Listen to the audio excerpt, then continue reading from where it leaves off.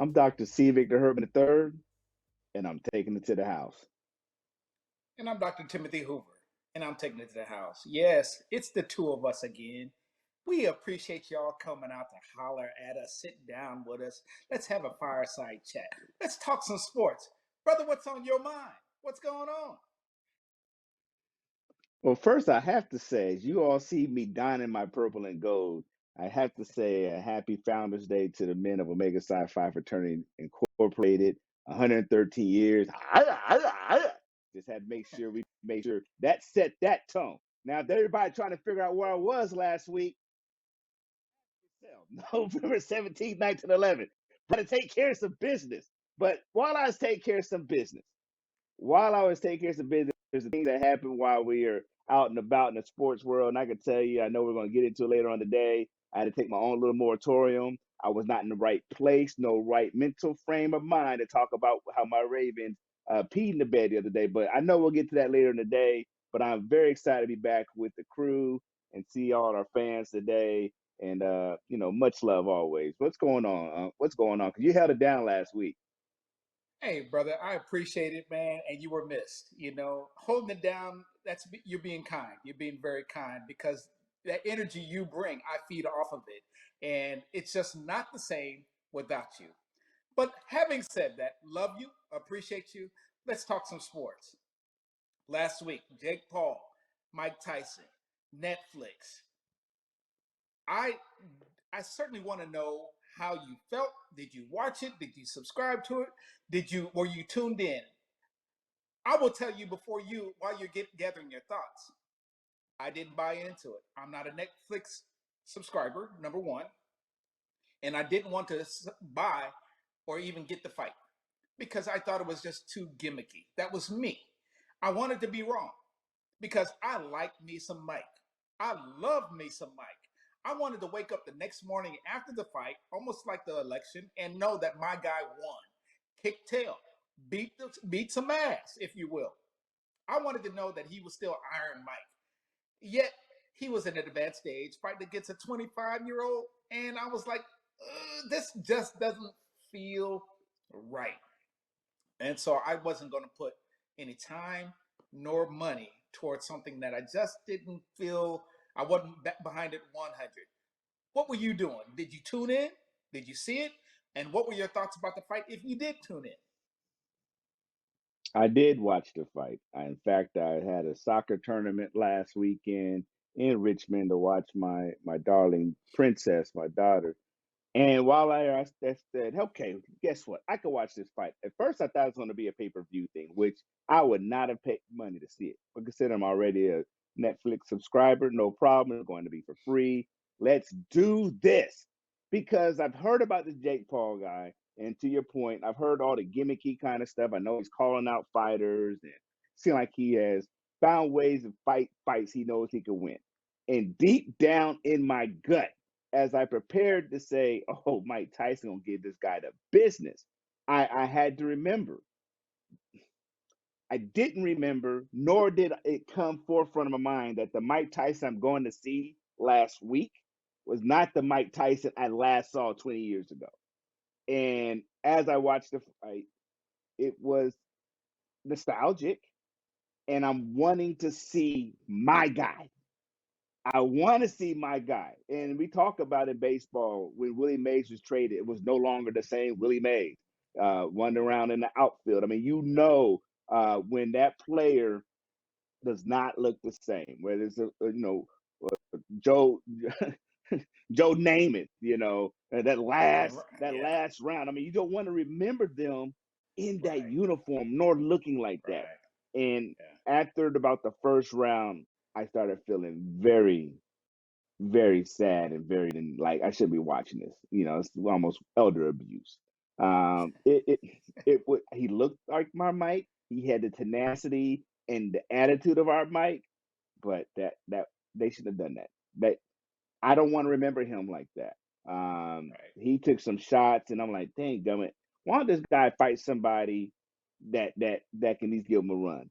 And does he really win? Right? You fight a man that's almost 60. So wait, what did you prove? he had a lot more to lose than gain. So you win the fight, guess what? The dude's 60 years old. If you lost the fight, guess what? You got beat by a guy that's 60 years old. So it was hard to watch. I did watch it, and it was a late night. I mean, East Coast time. It didn't come on till almost 1 o'clock in the morning. I mean, Mm, it was drawn out, and so it okay. was a long from that part, and then Netflix. Just this next part, if Netflix can't handle a cheesy boxing fight, how the heck are they going to handle NFL on Christmas? Don't do that. Yes. Don't do that. This is not 1991 dial up modem. This is not needing to have the AOL.com disk and put it into your CD-ROM and get you 400 minutes of internet time. We can't do that. Do not mess with my football. Don't mess with my football. So that right there really pissed me off, to tell you the truth. Probably more so than a fight. And that is my bone of contention, not the fight itself. And yeah, I'm disappointed. Here, saw the highlights and saw the performance of Mike Tyson, and so I just was just a shadow of himself.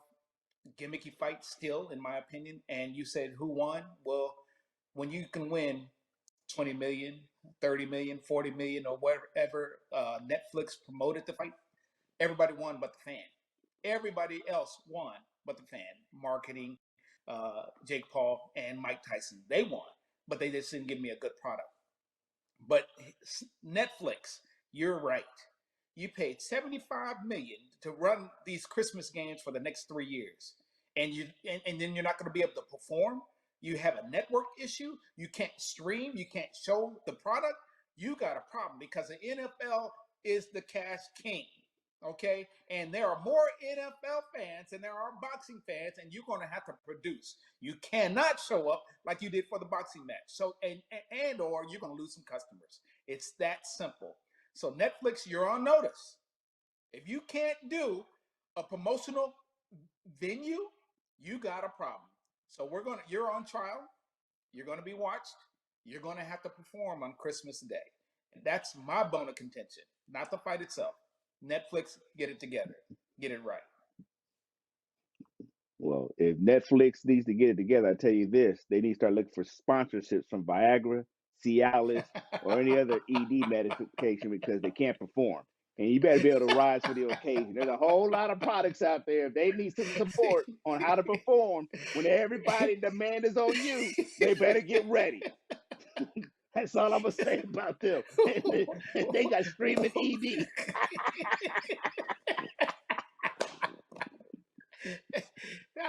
I love that. Good take. Bruh, can you laugh through the Ravens and Steelers? Okay, I know I'm you're in in a a better jovial place. mood.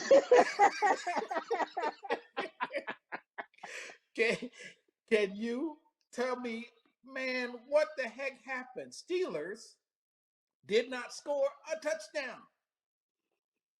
Steelers kicked Yeah. field goals and still won. We had talked about Ravens, man. They're all that in a bag of chips. This is their year. They're gonna outshine. They're gonna perform. They're gonna do very well. We're pulling on the coattails of Lamar. We got two train back there, Derrick Henry, and all we got to do is run the damn ball. Run. I say we because I'm a Lamar fan. I'm a closet Ravens fan. And what I saw in that game reminded me of the championship series. Why do we stop doing going to our strength? Our strength is run, run, and run again. Yeah, Lamar can pass. He's very effective. Flowers, you get hit in the chest, face mask, whatever. You drop the ball. Come on. We got Andrews. We got Likely. We got weapons. But you got to stick with your identity. So I will come back after the dust settles a little bit because I know you got to get this off your chest. Sir, the mic is yours. Appreciate you. You do run to set up the pass. And when I see a game where they're able to score field goals and beat us because we scored two touchdowns, it reminds me when we used to play Madden against my dad. we would do the things that were so cheesy just because we knew we can get them. We would stop at the 30-yard line and go and do something crazy for 3 yards, for 3 downs, and then just kick a field goal just to say we can. Then we'll run all the way back 60 yards backwards, throw the ball. He's mad. He's trying to start a defense. That's what it reminded me of. Like, are we serious? We got a defense that can stop these guys. We did not get to turn Russell Wilson into the Russell Wilson pumpkin he is. And we let these jokers come let these jokers kick field goals, man. I mean, it's asinine. I am in a tournament, soccer tournament, and I am one hand is recording the game, recording my daughter's game. The other is trying to watch the scores. Now, there's one or two things that can't happen. I can't record the game and I can't watch the score at the same time because I'm recording the game with my cell phone. So I want my daughter to do great. And as she's in the game and she's playing the whole game, it's like, oh man, what's going on?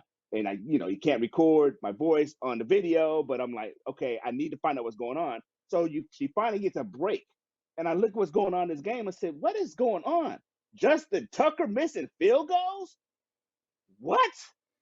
Wait a minute. Are you serious? So it's not even about our defense finally shows up against the most important game of the season. Any division games. Now we're 0-2.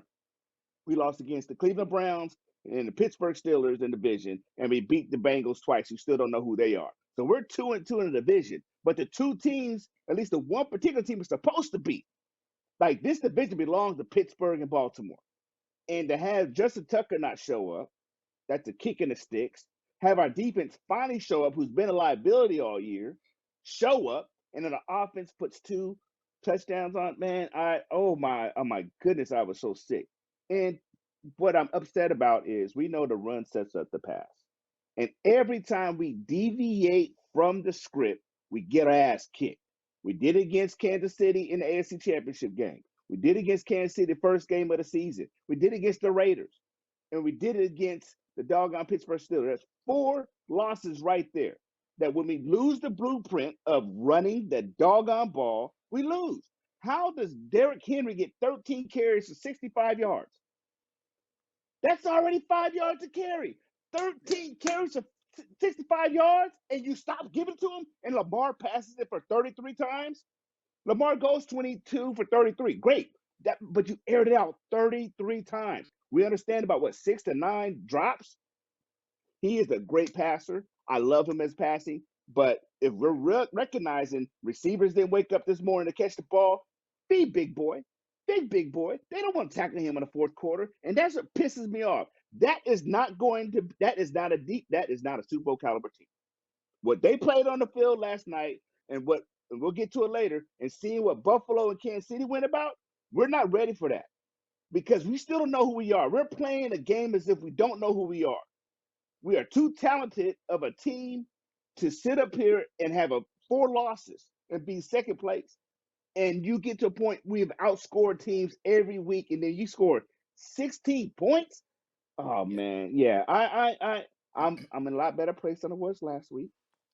But I am pissed off. Thank you for giving me a chance to rant because that was I had to eat a lot of crow.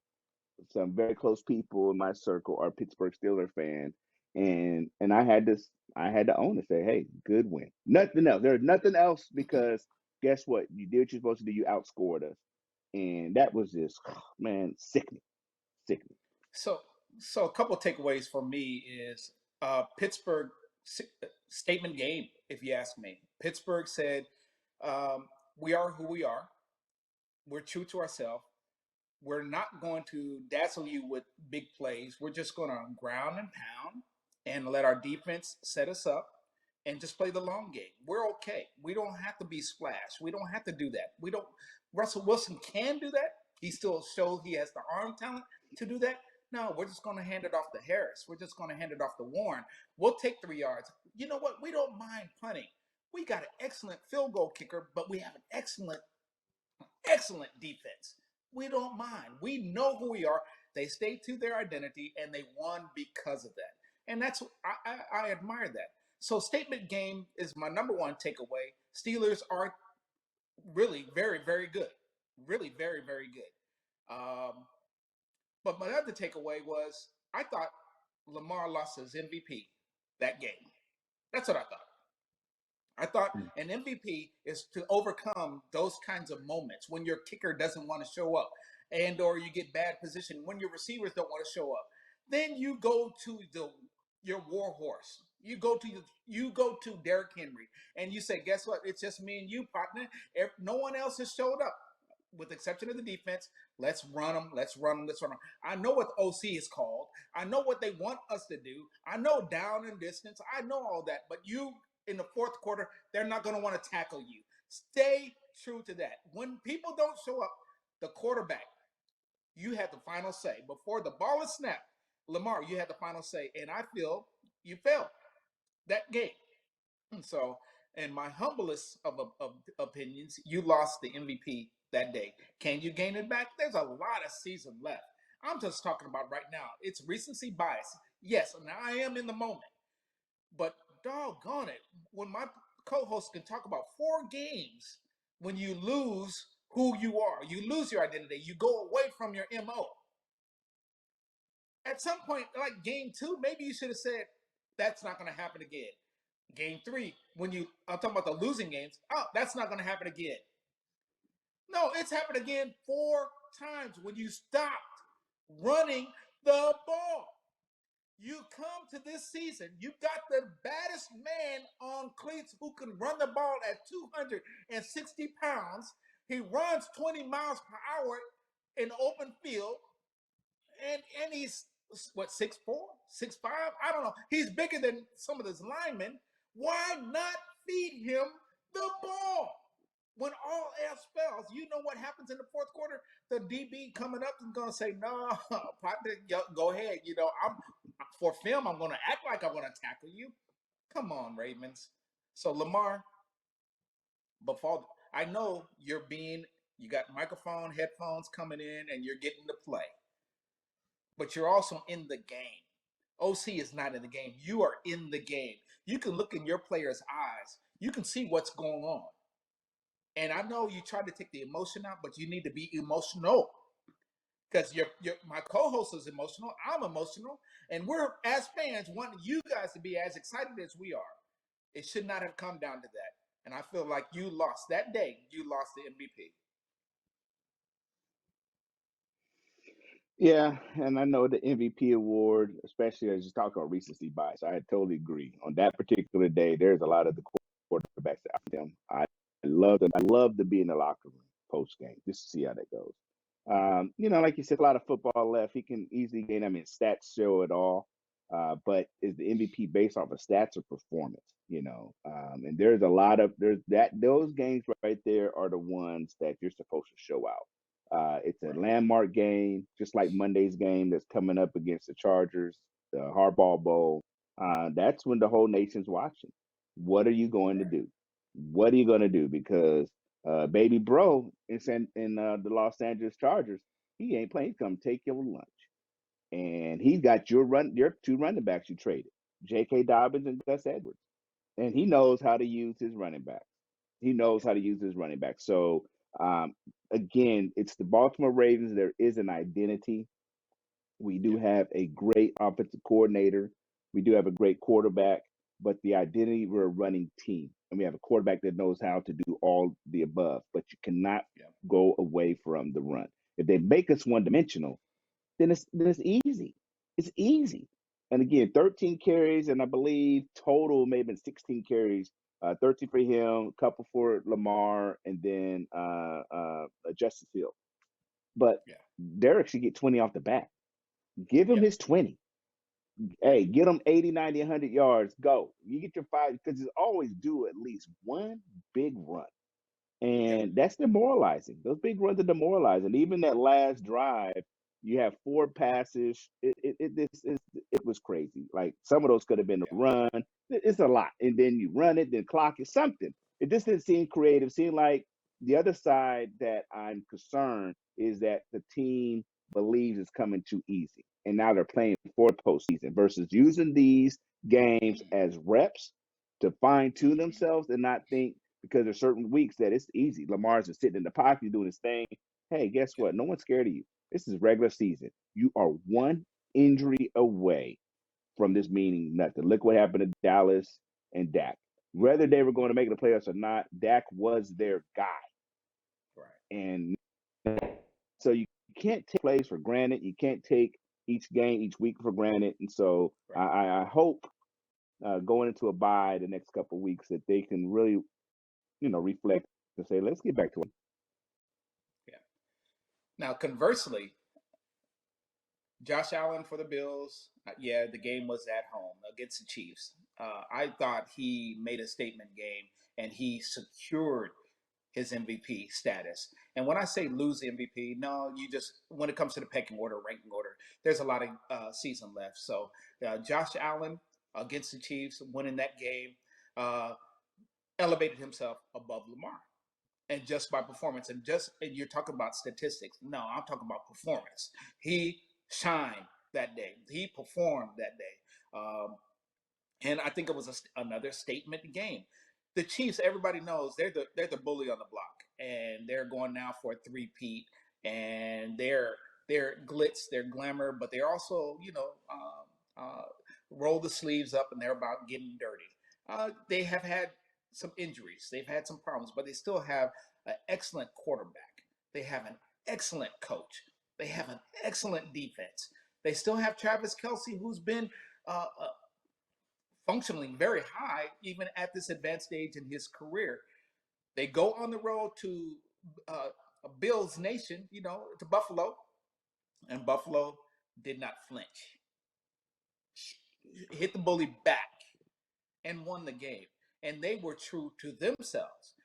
Josh Allen didn't have to be Superman, didn't have to put on a cape unless needed by the situation, not for the whole game. He didn't have to carry them because they have an outstanding running back behind them, so they can pass, they can run, they can pass, they can run, and then when I say running, Josh Allen can pull the ball down, and guess what? He's Derrick Henry size, running the ball and running people over. Mahomes, he's not having a typical Mahomes kind of a season. But I feel like, man, they're playing cat and mouse. I feel like things have come in so easy. Yeah, they were undefeated and they suffered their first loss in Buffalo. So, statement game for the Bills. I think the Bills needed it. Obviously, they needed it more than Kansas City. And I love what Mahomes said at the end. Hey, let's meet again. In the end, let's meet up again. Let's see what happens when it really all the marbles and all the money matters. So Mahomes was talking about the playoffs. Let's meet again. Let's see what happens. I love the little. I want to call it. Excuse me, church family. I love the shit talking. I love it. So let's go. It was subtle, but let's go. Did you get a chance to see that game at all, or some of the highlights of the Bills and Chiefs game?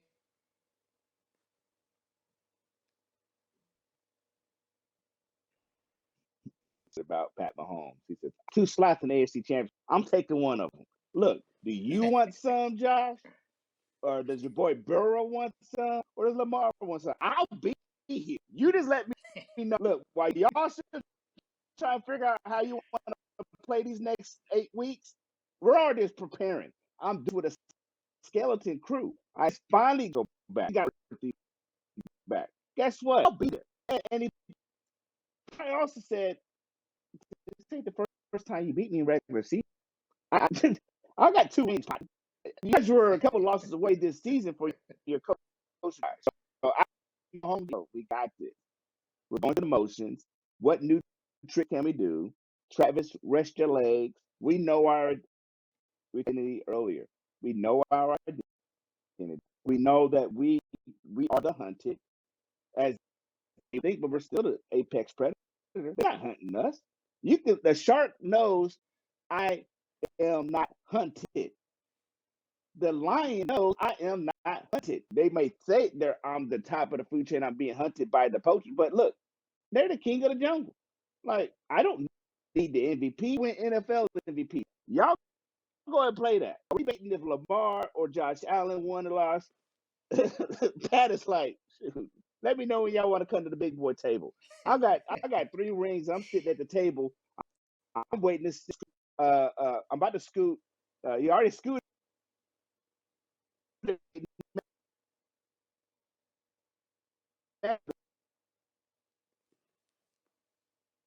because he got more rings than him. He's like, I'm trying to sit at the big table. Counts senior behind the scenes, but only one single day that. It's Joe Burrow. No one else has beaten him to get to Super Bowl. So I think that's great. Also, talk about the MVP. Yeah, Josh showed out, and it was great to watch. Great game.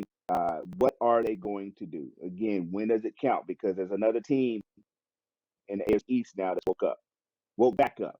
And we talk about MVPs, and I know it's a game of not only about their performance, but also how well the team's done. Miami ain't no joke. It's amazing what one quarterback can do. We talk about MVP, what he has done. I know we debated, hey, he made a business decision. He also made a health decision, a personal decision. But what he has done with his Miami, if you can see the value, if we truly look at the word, the value, the most valuable player right now, I would say Tua on this team. Yeah. But take Peter or Jackson. I think you're once between the two of those between a couple of weeks. Yeah. Yeah. Your internet is messing with you and the show. We've got a couple memes that we're going to use on you. You froze up a few times, and What's on our me? I thought it audience was is going you. to somebody somewhere. Let's move on. Man, what about the Jets, man? The New York Jets is a mess. You lose the coach, fired him. You go and fire the general manager. Who does that? Who does that? What is going on in New York? I certainly have an opinion. I think the player empowerment to Aaron Rodgers is they've given him too much authority, and they need to strip that away. I would understand it maybe somewhat if Aaron Rodgers' was performance was very high, almost MVP level, that he came in and he was saying, I am that dude, and this is what's going to happen to be successful, and we are successful, and they're not. They're not winning. Michael Irvin said it very well. They're trying to get Aaron and change to Aaron's ways when already the Jets had an outstanding culture. All he needed to do was just fill in the gaps and be an executive of the quarterback position and run the offense. And so all this other stuff is really just a mess. So I would like to know what you think about the Jets mess, the general manager being gone, being fired. What is there, from an organizational point of view? Give me your take, because the product on the field, it speaks for itself. Give me the organizational take. It's broken. It's broken. It's a lot of blame shifting, poor communication, lack of direction, organizational structure. We look at this dismissiveness. All those are signs of a poor communication, poor organization, poor communication levels, uh, many barriers. It can be uh, looking at attitude, perception. Those are two barriers I see right there off the bat. Just so much that is happening, it has created a level of toxicity. When you start firing coach within the first 5 weeks, okay, now again it goes back to blame shifting. Who's blame? Okay, it's coach. Then what? 5 weeks later, they fired the GM. All right, GM hasn't hired anybody new in the last 5 weeks. He did all this hiring stuff in off season. So how is he getting fired right now? Didn't he just do a great job of picking up the Devontae Adams? So what are y'all doing? You're it's blame shifting, and so no one wants to take accountability. And the biggest sign of a poor organization and the sign of failure is a lack of accountability. We're not going to get everything right. And I would always tell somebody we're not going to subscribe to a zero defect environment, the learning environment, but we can decrease the amount of silly mistakes and silly failures. But when we do put our foot in that piece of crap, we need to say, you know what, my shoes are dirty. I own it. It's not a good time right now. Let's go reevaluate before we start axing people. Because now you got a new head coach that'll come into the same toxic situation, a new GM. Do you have direction? Do you have guidance? What's the vision? Now you got a malcontent quarterback that brings his malcontent buddy. So now they're both there between Aaron Rodgers and Devontae Adams. Then you have the drama on the defense. So what did you really gain? You brought in a seasoned quarterback because of the challenges you had with Zach Wilson and the quarterback for then, and the Sam Darnold, and before then. It's not the quarterback and it's not the players on the field, it's office management. We talk about organizations that are built for success will have a good product on the field that's built for success. The reason why Mike Tomlin and the Pittsburgh Steelers can continue to be themselves over the last umpteen years and over the last decade and a half that Mike Tomlin's been have not had a losing seasons because the team and management at top understands what we're trying to do and we're working this thing together, not working in silos. So if you give me an NFL, you let me know. The New York Jets, you want me to do a deep, thorough organizational assessment? Holla at me. I'll come over there. It's gonna cost you, but there's some house cleaning definitely has to be done. And are you ready to have that honesty talk? Yeah, and listen up. His name is C. Victor Herbin III, Dr. C. Victor Herbin III. Give him a call. Jets, give him a call. All righty, brother. Let's wrap it up. Let's go into the NBA real quick, and then we just move on. Cavs were undefeated until last night. They went up against the Celtics. Yeah, it was in Boston. Cavs on the road. And Boston started out the game, man, just on fire. Just on fire. I thought it wasn't going to be much of a game, but the Cavs, they need to be taken seriously. Again, they're on the road. They made it a close game, got it within 2 points, and just could never get over the hump. Like I mentioned before, they got a new coach. They got a better chemistry. They got a good flow. Donovan Mitchell being the alpha dog over there in the Cavaliers, he's really delegating, if you will, at times to Darius Garland and allowing him to shine. You got Mobley and you got Allen. Got a good, well-rounded starting offense, good bench, good team, but they couldn't pull it off. So they're now no longer undefeated. I don't know if you got a chance to see that game last night. Tatum, uh, what bothers me about Boston, and yeah, they're the reigning champions for the NBA. They just shoot too many threes. Just too many threes. I'm like Charles Barkley. They're just, if the three's not going, they're going to fail because they don't have enough presence in the middle, paint presence.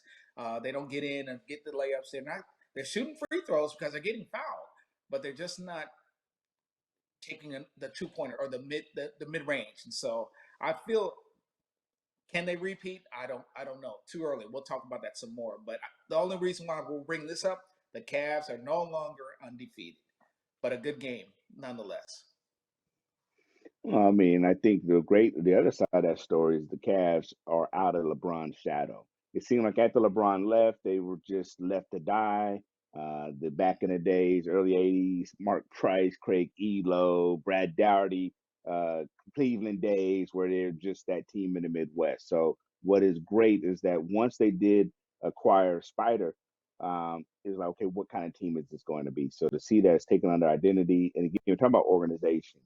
The organization is still committed to winning. They brought in that fiery coach, and to go rattle off 14. I don't care. You win 14 games anywhere. That's still phenomenal. And your first losses against the defending champs, I'll take it. Sure, we lost that game. Great. Now, what did they learn from that? And that's the amazing thing. Yeah. You're almost of the season, and they're still one of the best team in the league. And the question is, who in the East is Boston saying, I'll see you? Just like Patrick Mahomes says, I'll see somebody. I'll get in the Eastern Conference Finals. Who will be that team? They ran through Miami. Look like Miami is having own issues. Who would have thought Embiid was going to be trouble? And the Bucks. Look, Giannis, Little Rivers. That system's not working right now. So who is those teams? Are the Knicks? The Knicks are still trying to figure out themselves because they significant. So the Cavs to come out of the rubble and saying we're still here, we're looking at consistency, and we're balling. We figured out something that works. And to go heads up again with the Celtics, I'm excited to watch. And to your point about 3 pointers, I think that alone has the NBA at times very unwatchable. Not everybody has a Steph Curry, and Right. that's okay. Understand who you have, and because he has popularized the 3 pointer, and it's a decade to break these records and boy Ray. Uh, so just get back. I mean, I'm not trying to be off my love an art of going into the paint, get them high percentage shots, get the three when it counts. So but yeah, I am challenged by that part of this the Yeah. game. It's a I, yeah. It's a whole new game. I'm like you, inside out, inside out. That's how we grew up. Lakers talk real quick. They're on a 6 game win streak. Their rookie, Mr. Connect out of Tennessee, he went for 30 plus last night. But what is remarkable, and the reason why I bring up the Lakers, yeah, I'm a Laker fan. So what? Is Rob, the general manager for the Lakers, he tends to get it right. Their scouting department for the Lakers is very, very good. So Dalton Connect comes over. He's a rookie. He's now starting. And last night against the Jazz, yes, it's the lowly Jazz, but the Lakers actually were giving Connect the ball. And he just went off, man. He just was going off. 3 pointer, 3 pointer. He's not just a 3 point shooter. He's putting everybody on notice. No, he'll put it on the deck and he'll smash on you if you let him. So I love him in the aspect that he is fearless and he's going to make a mistake. He's a rookie. He's going to make mistakes, but he is fearless. So, Rob, you got it right. JJ Redick, it appears as though you got it right. Rob, I'm talking about you got it right with hiring JJ because of the product that the Lakers are putting out there on the floor. They're passing, they're getting rid of the ball, they're not holding onto the ball as much. They're cutting because it used to be dump it into AD and watch what AD does until he kicks it out. Can't do anything. Uh, uh, so it's a lot of cut and moving, pick, roll. LeBron, you're doing the doggone thing. AD, I salute you, brother, because I used to think when you fall, you wouldn't get back up, but you're falling and getting back up, over averaging over 30 points. So, Lakers, well done. I concur. I think obviously it's early season, but this time last season and the last 7 seasons, we couldn't enjoy the first half of the season, first quarter season because we're under 500. So yes, the nation is great.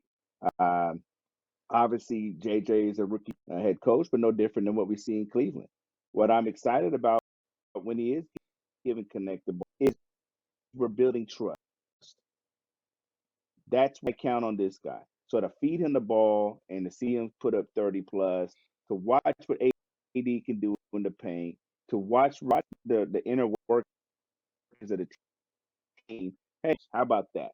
And in Yeah, performing, it's built trust not AJ, but it goes back to how do you create those group dynamics? One of the things is trust building and communication, yeah. and having what has built something to create buy-in, and then he has created trust, and it helps build that cohesion, and it's great to watch.